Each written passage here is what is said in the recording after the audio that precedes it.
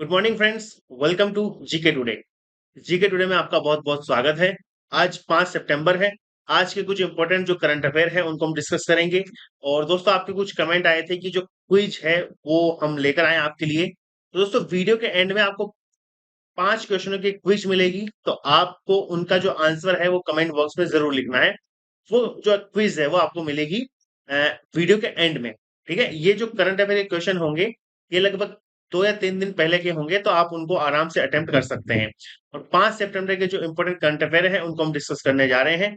तो चलिए शुरू करते हैं। इसके साथ साथ पहला क्वेश्चन दोस्तों जो हमारा है वो ये है कि किशोर जैना जो है रिसेंटली काफी ज्यादा खबरों में है। ये किस स्पोर्ट से एसोसिएट हैं, ऐसा क्वेश्चन कई बार पूछा भी जाता है। तो दोस्तों ये है ऑप्शन बी, जेवेलियन थ्रो। ठीक है, जेवेलिन जो थ्रो है उससे जुड़े हुए हैं किशोर जैना। और आपने अभी रिसेंटली सुना भी होगा नीरज चोपड़ा के बारे में, हमने डिस्कस भी किया था कि वर्ल्ड एथलेटिक चैंपियनशिप में गोल्ड मेडल जीतने वाले जेवेलिन थ्रो में पहले खिलाड़ी जो है वो कौन बने हैं? नीरज चोपड़ा। तो आपको ये ध्यान रखना है। और ओडिशा के हैं किशोर जैना। अगर हम ओडिशा की बात करें तो ओडिशा को रिप्रेजेंट करने वाले पहले खिलाड़ी हैं in the javelin throw. Okay, और इन्होंने फर्स्ट ऑफ द स्टेट ये स्पोर्ट्स पर्सन माने जा सकते हैं जिन्होंने फाइनल में ओडिशा को रिप्रेजेंट किया है, मतलब इंडिया को रिप्रेजेंट किया है। और कहां पर? वर्ल्ड एथलेटिक चैंपियनशिप में, जो कहां पर हुई थी? बुडापेस्ट में, जो हंगरी की कैपिटल है। इसके साथ साथ अगर हम इस क्वेश्चन से जुड़े हुए कुछ इंपॉर्टेंट फैक्ट जानने की कोशिश करें तो वो ये है कि रिसेंटली कुछ स्पोर्ट्स प्लेयर काफी ज्यादा न्यूज में है जिनके बारे में आपको पता होना बहुत जरूरी है। पहले है मोहम्मद अनास एंड अमोद जैकब, ये रिले स्पोर्ट्स से जुड़े हुए हैं, ये आपको ध्यान रखना है। दूसरा है पारुल चौधरी, स्टीपल चेस से जुड़ी हुई है, इनके बारे में हमने चर्चा भी करी थी अभी 2 दिन पहले ही। इसके साथ साथ हनी देवास और राहुल जोग्राजिया जोग्राजिया हाँ, राहुल जोग्राजिया, ये पावर लिफ्टिंग से जुड़े हुए हैं, तो आप इनके बारे में भी ध्यान रख सकते हैं। इसके साथ साथ अखिल शोरान, ये जुड़े हुए हैं शूटिंग से, तो आपको इनको भी बारे में पता होना बहुत जरूरी है। ठीक है, तो ये कुछ स्पोर्ट्स पर्सनैलिटी है। इसके साथ साथ अदिति स्वामी का नाम आप जरूर ध्यान रखें, जो आर्चरी से जुड़ी हुई है, जिन्होंने फर्स्ट मेडल जो है वो जीता है भारत के लिए। सेकंड क्वेश्चन की बात करते हैं। क्वेश्चन नंबर सेकंड है, Pragyan rover of the Chandrayaan 3 mission has confirm the presence of which element on the moon surface. तो चंद्रयान 3 मिशन का जो प्रज्ञान रोवर है उसने चंद्रमा की सतह पर, जो लूनार सरफेस है, इसके ऊपर किस तत्व की, किस एलिमेंट की मौजूदगी की पुष्टि करी है, कंफर्मेशन करी है? तो ऑप्शन बी यहाँ पर सही उत्तर होगा। आपको पता है रोवर में बेसिकली 2 पेलोड्स लगे हुए हैं। ठीक है, पेलोड्स मैंने आपको कल बताया था कि जो इंस्ट्रूमेंट होते हैं बेसिकली, इस बार चंद्रयान 3 में 3 चीजें हैं। एक तो है प्रपोर्शनल मॉडल, एक है लैंडर मॉडल, एक है रोवर मॉडल। तो प्रपोर्शनल मॉडल में 1 पेलोड लगा हुआ है, लैंडर मॉडल में 4, और जो रोवर मॉड्यूल है उसमें 2 जो पेलोड्स हैं वो लगे हुए हैं। तो टोटल 7 पेलोड्स जो हैं वो किस में लगे हुए हैं? चंद्रयान 3 के अंदर।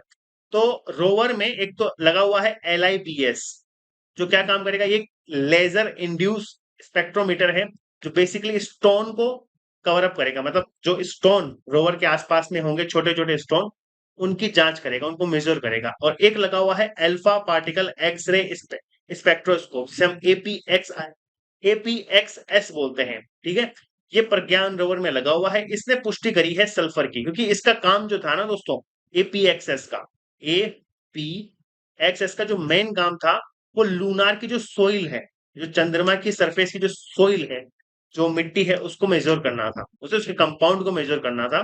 तो केमिकल जो कंपाउंड है उनको मेजर करने पर पता चला कि यहाँ पर सल्फर की प्रेजेंस है, या सल्फर यहाँ मौजूद है। इसके साथ साथ यहाँ पर कुछ माइनर एलिमेंट्स जो है वो भी साउथ पोल पर, मून की साउथ पोल पर हमें देखने को मिले हैं। और मून रिसेंटली न्यूज में है। तो पहली बात तो ये है कि which is the first country to successfully land on South Pole में जाने वाली पहली, लैंड कराने वाली पहली जो कंट्री है वो कौन है? इंडिया। ठीक है, और वैसे इंडिया का 4th नंबर है। ठीक है, इससे पहले 4 कंट्री ने साउथ पोल पर अपने जो मिशन है वो भेजे हैं।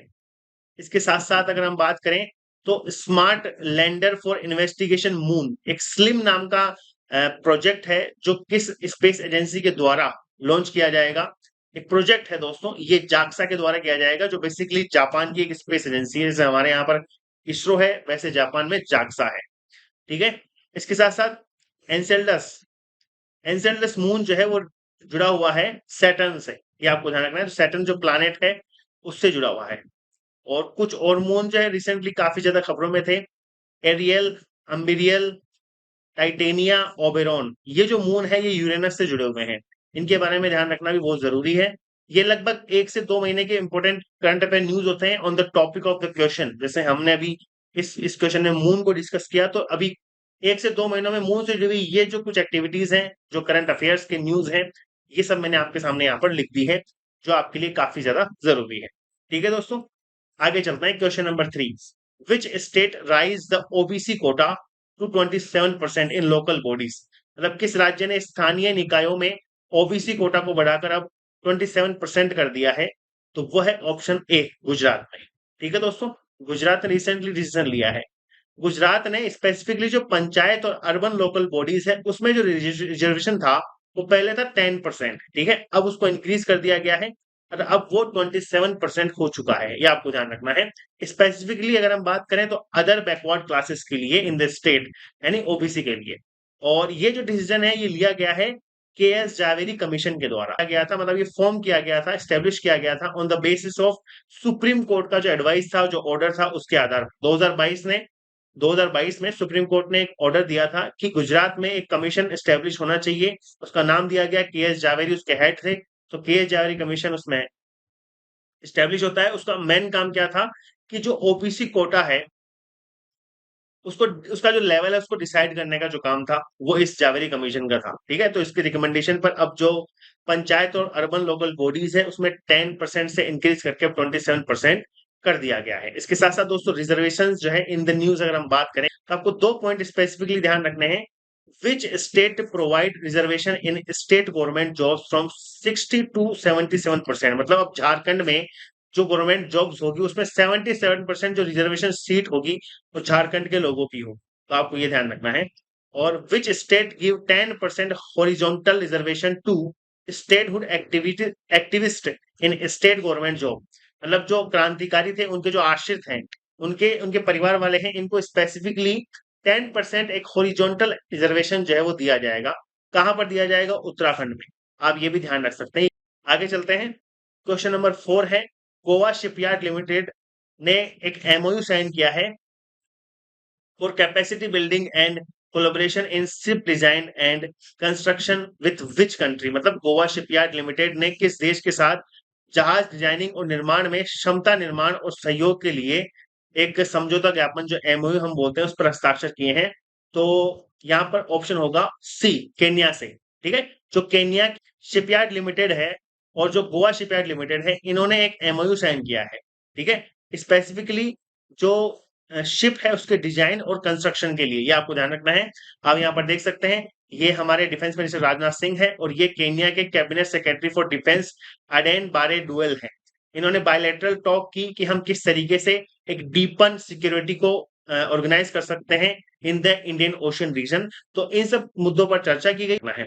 इसके साथ साथ मैं आपको एक चीज बता दूं, गोवा रिसेंटली काफी तरह से न्यूज में है। देखिए, एक तो है गोवा डिक्लेरेशन, हमें काफी ज्यादा देखने को मिला था गोवा डिक्लेरेशन पिछले कुछ महीनों में।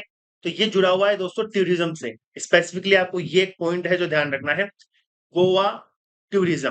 ठीक है, गोवा टूरिज्म से जुड़ा हुआ है गोवा डिक्लेरेशन।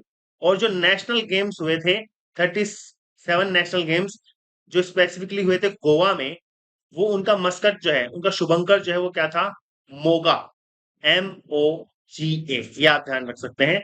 और जो ग्रीनफील्ड इंटरनेशनल एयरपोर्ट है गोवा का, उसका नाम चेंज कर दिया गया है। और किस लीडर के ऊपर नाम रखा गया है? मनोहर पारिकर।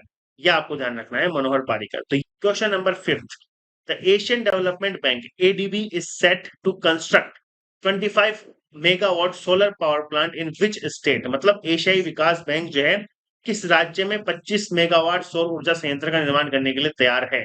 तो इसका सही उत्तर होगा तमिलनाडु। ओके, एक तो देखिए एशियन डेवलपमेंट बैंक है, इसके साथ साथ एक है fourth partner energy private limited. इन्होंने एक लॉन्ग टर्म लोन जो है उसको साइन किया है और कितने रुपए का है? लगभग 1.2 बिलियन इंडियन रुपीस का है। इससे क्या किया जाएगा? तमिलनाडु में 25 megawatt solar photovoltaic base power plant जो है उसको स्टेब्लिश किया जाएगा। कहां पर? तमिलनाडु के अंदर। ये आपको ध्यान रखना है। ठीक है, तमिलनाडु में स्टैब्लिश किया जाएगा। इससे लगभग 50 गीगावाट आवर की जो इलेक्ट्रिसिटी है उसको जनरेट करने की आशा जताई जा रही है। और एडीबी इसमें स्पेसिफिकली काम करता है। एडीबी काफी न्यूज में भी है। एडीबी स्टैब्लिश हुआ था 1966 में, और फिलीपींस में आपको इसके हेडक्वार्टर्स देखने को मिलेंगे, ये भी आप ध्यान रख सकते हैं। फिलीपींस में इसके हेडक्वार्टर है। ठीक है। अभी हमने कल ही परसों चर्चा करी थी कि इंडिया जो है climate change and health hub जो है स्टेब्लिश करने जा रहा है न्यू दिल्ली के अंदर। किसकी हेल्प से? एशियन डेवलपमेंट बैंक की हेल्प से। ये आपको ध्यान रखना है। इसके साथ साथ अभी 3 से 4 दिन पहले की न्यूज ये भी है कि जो ग्रोथ फोरकास्ट है इंडिया की करंट फिजिकल ईयर में, वो as per the Asian Development bank कितनी है? 6.4%। मतलब कुल मिला के आप ये ध्यान रख सकते हैं कि इंडिया 6.4% के आधार पर अपनी ग्रोथ को आगे लेकर चल रहा है। और ये रिव्यू किसने दिया है? ये दिया है एशियन डेवलपमेंट बैंक ने। ये भी आप ध्यान रख सकते हैं। इसके साथ साथ अगला पॉइंट है, एशियन डेवलपमेंट बैंक ने इंक किया है एक डील को for the India enhancing connectivity and sustainability in road project. मतलब कनेक्टिविटी और सस्टेनेबिलिटी स्पेसिफिकली रोड रोड जो प्रोजेक्ट है उसमें लाने के लिए इंडिया ने किस सॉरी एशियन डेवलपमेंट बैंक ने किस स्टेट के साथ में एक डील की है? तो वह है बिहार। ये भी आप ध्यान रखें, ये भी काफी इंपॉर्टेंट है। क्वेश्चन नंबर 6 है, विच union ministry extend the deadline of enabling Aadhaar based payment for MNREGA workers. मतलब किस केंद्रीय मंत्रालय ने मनरेगा श्रमिकों के लिए, वर्कर्स के लिए आधार बेस्ड जो पेमेंट सिस्टम है उसको सक्षम करने की जो सीमा है उसको बढ़ा दिया है? तो इसका सही उत्तर क्या होगा? Option A, ministry of rural development. ये आपको जरूर ध्यान रखना है। देखिए 42% जो वर्कर्स हैं जो आते हैं Mahatma Gandhi national rural employment guarantee act, मनरेगा जिसे हम बोलते हैं, इन्होंने अभी भी एलिजिबल नहीं किया है आधार बेस्ड पेमेंट सिस्टम को। इसलिए जो डेडलाइन है, जो कि पहले 1 सितंबर थी, अब वो कितने बढ़ा दी गई है? वो 31 दिसंबर कर दी गई है। ठीक है। ये आप ध्यान रख सकते हैं, 31 दिसंबर जो है वो कर दी गई है। अब 31 दिसंबर तक जो आधार बेस्ड पेमेंट सिस्टम है इसको इम्प्लीमेंट किया जा सकेगा। और इस चीज को, ये फिफ्थ इंस्ट्रक्शन है, मतलब ये 5वीं बार इसकी जो डेट है उसको बढ़ाया गया है। और ये अनाउंस किया गया है मिनिस्ट्री ऑफ रूरल डेवलपमेंट के द्वारा। ये भी आप ध्यान रखें। ठीक है दोस्तों, तो ये काफी इंपॉर्टेंट एक क्वेश्चन है। अभी रिसेंटली कुछ मिनिस्ट्रीज करंट अफेयर्स में हमें देखने को मिली है।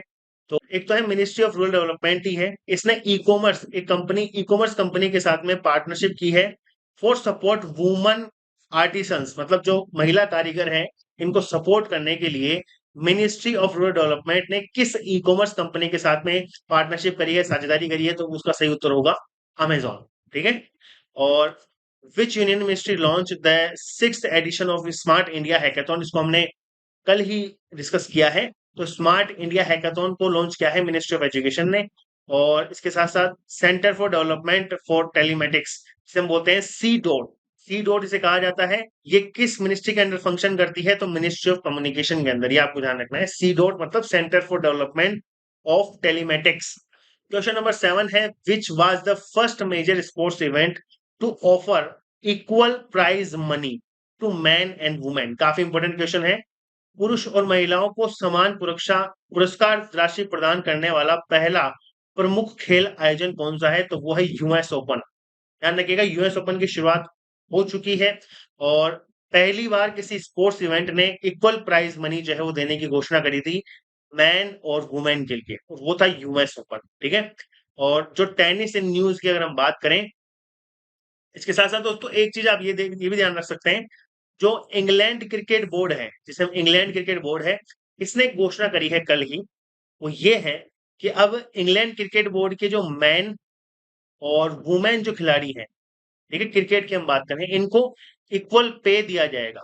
इक्वल पे दिया जाएगा। इससे पहले अगर हम इंग्लैंड से पहले की बात करें तो south Africa India south Africa इन्होंने भी इस चीज की घोषणा कर दी है। तो आप ये भी ध्यान रख सकते हैं, इंडिया और साउथ अफ्रीका ने ऑलरेडी इस चीज की घोषणा कर दी है कि जो इक्वल पेमेंट है वो दिया जाएगा। अब इंग्लैंड क्रिकेट बोर्ड ने भी इस चीज की घोषणा कर दी है। ठीक है। एक देश और है दोस्तों जो शायद इस तरह के इम्प्लीमेंट कर चुका है। अगर आपको उसका नाम पता हो तो प्लीज आप कमेंट बॉक्स में जरूर लिखें। ठीक है जी, बिल्कुल। एक तो है Wimbledon. Wimbledon men's single title 2023 का किसने जीता है? कार्लोस एक्लराज ने। ये आपको ध्यान रखना है। और विमंडल वुमेन की हम बात करें, सिंगल टाइटल 2023 का ये जीता है मार्केटा वोंड्रोसोवा। ये भी आप ध्यान रख सकते हैं, ये स्पेन की खिलाड़ी है। सॉरी, ये चेजिया की खिलाड़ी है, जो चेज रिपब्लिक है उसके खिलाड़ी है। ठीक है। और कार्लोस एक्लेराजा जो है ना, वो स्पेन के खिलाड़ी, ये आप ध्यान रख सकते हैं। और इसके साथ साथ रोलैंड गैरोस ट्रॉफी 2023 की जो किसने जीती, नोवाक जोकोविच ने। ये भी आप ध्यान रखें, काफी इंपॉर्टेंट है, नोवाक जोकोविच ने जीती है ये ट्रॉफी। किससे जुड़ी हुई है, ये जुड़ी हुई है टेनिस से, ये भी आप ध्यान रखें। Which country is to play host to the men's tennis tour next generation ATP finals from 2023 से 2027, मतलब 2023 से लेकर 2027 तक जो टेनिस टूर है जिसका नाम है नेक्स्ट जनरेशन एटीपी फाइनल्स, इसको होस्ट करने वाली कंट्री कौन है, सऊदी अरेबिया। ये भी आप ध्यान रख सकते हैं। ठीक है, सऊदी अरेबिया। ये question number 8, which country has been recently hit by tropical storm Idalia. हाल ही में कौन सा देश उष्ण कटिबंधीय तूफान इडालिया से प्रभावित हुआ है, तो वो है दोस्तों क्यूबा। ठीक है। क्यूबा को अगर हम मैप में देखने की कोशिश करें, ये जो आप पीछे मैप देख रहे हैं, इसमें अगर आपको क्यूबा देखना है तो क्यूबा ये है। ठीक है। क्यूबा की कैपिटल है हवाना, और इसकी जो करेंसी है वो है क्यूबन पेसो। ये भी आप ध्यान रख सकते हैं। इसके आसपास की कंट्री है हैती, जमैका, या कैरिमन आइसलैंड जी की जिसकी हम बात करते हैं। कैरिमन आइसलैंड जो है, आइसलैंड जो है वो भी क्यूबा के पास में ही स्थित है। क्यूबा के ऊपर आपको बहामास मिलेगा। तो ये जो ट्रॉपिकल स्टॉर्म है वो पहले क्यूबा को हिट करता है, उसके बाद में फ्लोरिडा से, टेम्पा से होते हुए, मियामी से होते हुए यूएसए की ओर चला जाता है। ठीक है। और हवाना इसकी कैपिटल है, क्यूबा की कैपिटल है हवाना। ठीक है। और Belize, Guatemala, Honduras, El Salvador, Nicaragua, ये सब कंट्रीज के आसपास में मौजूद है।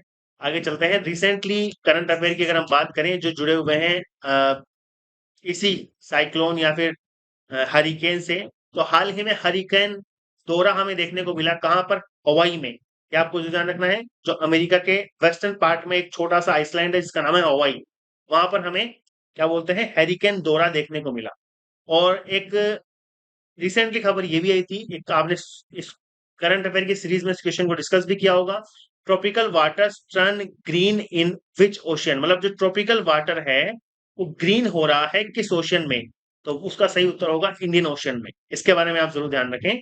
और इसके साथ साथ जो साइक्लोन मोचा है, साइक्लोन मोचा वो हमें देखने को मिला म्यांमार में, ये भी आप ध्यान रख सकते हैं, ये भी काफी इंपॉर्टेंट क्वेश्चन है। और साइक्लोन इल्सा हमें देखने को मिला ऑस्ट्रेलिया के अंदर, आप ये चीज भी ध्यान रखें दोस्तों। कहां पर देखने को मिला हमें, ऑस्ट्रेलिया में। और साइक्लोन मोचा म्यांमार में। और हरिकेन दोरा जो है वो हमें देखने को मिला हवाई में। Okay. Question number 9, which country hosted the 19th African ministerial conference on the environment, जिसे हम एएमसी ईएन बोलते हैं, मतलब पर्यावरण पर 19वें अफ्रीकी मंत्री स्तरीय जो सम्मेलन है उसकी मेजबानी किस देश ने करी है, तो वो करी है इथोपिया ने। Option B is right answer, Ethiopia ने करी है। ओके। इथोपिया की जो अगर हम मैप में लोकेशन देखें तो यहाँ पर आप देख सकते हैं ये हमारा इंडिया है, और नीचे की तरफ आपको यहाँ पर देखने को मिलेगा अफ्रीका कॉन्टिनेंट। अफ्रीका कॉन्टिनेंट का छोटा सा मैंने पार्ट लिया है इस इमेज में, और यहाँ पर आपको देखने को मिलेगा जिबूटी के जस्ट नीचे इथोपिया। ठीक है। इथोपिया आपको यहाँ पर देखने को मिलेगा। तो इथोपिया, जिबूटी और सोमालिया, इन तीनों देशों को वैसे भी हॉर्न ऑफ अफ्रीका कहा जाता है, ये भी आप ध्यान रखें। तो इनको तीनों को मिलाकर हॉर्न ऑफ अफ्रीका कहा जाता है। और उसके साथ साथ केन्या अभी रिसेंटली हमारे प्रश्न में आया है, क्वेश्चन में हमें केन्या का नाम सुना होगा आपने, गोवा शिपयार्ड वाला जो क्वेश्चन था। तो इथोपिया के जस्ट नीचे हमें केन्या देखने को मिलता है जिसकी कैपिटल है नैरोबी, ये भी आप ध्यान रखें। ठीक है। रिसेंटली नाइजर न्यूज में था क्योंकि यहाँ पर मिलिट्री टेक ओवर हमें देखने को मिला। और तंजानिया के अंदर अफ्रीका की सबसे जो माउंटेन पीक है ऊंची कीली मंजारो, वो यहाँ पर स्थित है। और ये सब चीजें हैं। लेकिन अफ्रीका रिसेंटली अगर हम करंट अफेयर की न्यूज की हम बात करें तो कुछ एक इंपॉर्टेंट पॉइंट्स इनके बारे में आपको ध्यान रखना है। ब्रिक्स समिट 2023 की हुई है साउथ अफ्रीका के एक शहर जोहान्सबर्ग में, ये आप ध्यान रख सकते हैं। ब्रिक्स 2023 की समिट हुई है। और रशिया अफ्रीका समिट जो है वो कहां पर हुई थी रिसेंटली, रशिया के अंदर, ये भी आप ध्यान रखें, ये काफी इंपॉर्टेंट एक चीज है। रशिया अफ्रीका जो समिट हुई थी वो हुई थी रशिया में। और African country has been recently witness a coup, मतलब मैंने आपको बताया भी है रिसेंटली अभी कि नाइजर में, ये नाइजर आप जो देख रहे हैं, ये नाइजर, यहाँ पर हमें कोप देखने को मिला, मिलिट्री कोप, मतलब मिलिट्री टेक ओवर हमें देखने को मिला। और first African country to initiate a डेप्थ फॉर नेचर स्वैप, और ये है गैबोन। गैबोन इसमें है या नहीं? गैबोन इस मैप में नहीं है। ओके, ठीक है। तो गैबोन एक कंट्री है अफ्रीका कॉन्टिनेंट की, इसमें ये पहली ऐसी अफ्रीकन कंट्री है जिसने इनिशिएट किया है ए डेब्ट फॉर नेचर स्वैप, जिसे हम बोल सकते हैं, ठीक है। और national health insurance fund regulation NHIF 2023, ये किया है केन्या ने। ये भी आप ध्यान रखें, केन्या को मैंने आपको बता ही दिया है, यहाँ पर है केन्या, इस जगह नैरोबी इसकी कैपिटल है। केन्या ने national health insurance fund regulation. Okay, तो अफ्रीका के कुछ देश काफी ज्यादा न्यूज में है, सबकी चर्चा हमने कर ली है। स्पेसिफिकली आप ये जरूर ध्यान रखिएगा, जो ब्रिक्स समिट हुई है उसके बारे में। ब्रिक्स समिट हुई है साउथ अफ्रीका के शहर जोहान्सबर्ग में, जिसको गोल्डन सिटी भी कहा जाता है, ठीक है। ये आप ध्यान रख सकते। लास्ट क्वेश्चन है हमारा, शिनोन मिराज ए centre showcasing the history of दर्दशिना tribes was opened in which state and UT, मतलब दर्दशिना जनजातियों के इतिहास को प्रदर्शित करने वाला केंद्र शिनोन मिरा, ये किस राज्य और केंद्र शासित प्रदेश में खोला गया है? सही उत्तर जो होगा इसका वो होगा option A, Jammu and Kashmir में। जम्मू एंड कश्मीर में दोस्तों एक ट्राइब है दोस्तों, शिनोन मिराज, ये एक सेंटर खोला गया है दर्दशिना ट्राइब्स के नाम लिए। कहाँ पर? गुरेज वैली में। गुरेज वैली कश्मीर के अंदर है, वहां पर ये एक सेंटर है, शिनोन मिराज, ठीक है। यहाँ पर लिखा हुआ भी है शिनोन मिराज, ये जो आप इमेज में देख पा रहे हैं इस तरीके से। लगभग 38,000 जो लोग हैं वो इस वैली में रहते हैं, जो दर्द शिना ट्राइब से बिलोंग करते हैं। तो इनके लिए एक सेंटर खोला गया है, ये शिना लैंग्वेज को बोल सकते हैं। और इंडिया का पहला एक तरीके से कल्चरल सेंटर है जो ओपन किया गया है, और ये किसके द्वारा डेवलप किया गया है? एक तो इंडियन आर्मी और LT गवर्नर जो एडमिनिस्ट्रेशन है उसके हेल्प से जो है ये जो सेंटर है उसको ओपन किया गया है, ये आप ध्यान रख सकते हैं, ठीक है दोस्तों। और जम्मू कश्मीर रिसेंटली न्यूज में भी है, कई रिसेंट न्यूज हमें देखने को मिली है जम्मू कश्मीर से, तो इनके बारे में आप जरूर पता रखें। पहली है, who has the authority to appoint to Kashmiri migrants to the legislative assembly, यानी दोस्तों जम्मू कश्मीर रीऑर्गेनाइजेशन जो बिल है वो पास हो चुका है। अब कश्मीरी माइग्रेंट को लेजिस्लेटिव असेंबली में अपॉइंट करने की जो अथॉरिटी है वो किसके पास है? वो LT गवर्नर के पास में, ये आप ध्यान रख सकते हैं, लेफ्टिनेंट गवर्नर। और which Indian arm force launch the operation सद्भावना इन जम्मू कश्मीर, तो ये होगा इंडियन आर्मी, इसके बारे में भी आप जरूर ध्यान रखें, इंडियन आर्मी। ओके, सद्भावना, जो ऑपरेशन सद्भावना है उसको लॉन्च किया था इंडियन आर्मी ने जम्मू कश्मीर के अंदर। और एक MR नाम की कंपनी है जो UAE के अंदर स्टैब्लिश है, तो यही क्वेश्चन बनता है। तो MR नाम की जो कंपनी है वो कश्मीर में इन्वेस्टमेंट करना चाहती है, तो एक ओवरसीज कंपनी है। और ये कहां पर बेस्ड है, किस कंट्री में हमें देखने को मिलती है कंपनी? तो UAE में, ये आप ध्यान रखें दोस्तों। ये कुछ आज के हमारे करंट अफेयर के क्वेश्चन थे, आई होप आपको जरूर समझ में कुछ आया होगा। और जैसा कि आपने कहा कि पिछले करंट न्यूज को भी हम ऐड ऑन करें क्वेश्चन के हिसाब से, तो हमने वो कोशिश आपके लिए करी है। और आपने ये भी कहा था कि जो क्विज फॉर्मेट है वो भी आप हमारे लिए लेकर आए, तो दोस्तों ये पीछे की तरफ आपको क्विज देखने को मिल रही होगी। ये टोटल 5 क्वेश्चन है दोस्तों, ये जो हमने डिस्कस करे हैं रिसेंटली, आपने देखे भी होंगे, इनके बारे में पढ़ा भी होगा अच्छे तरीके से, तो इनका उत्तर आपको कमेंट बॉक्स में जरूर लिखना है, ठीक है दोस्तों। तो कल इसी तरीके से मुलाकात होगी आपके साथ में, फिर से कुछ इंपॉर्टेंट करंट अफेयर के क्वेश्चंस के साथ। तब तक के लिए बहुत बहुत धन्यवाद, थैंक यू सो मच।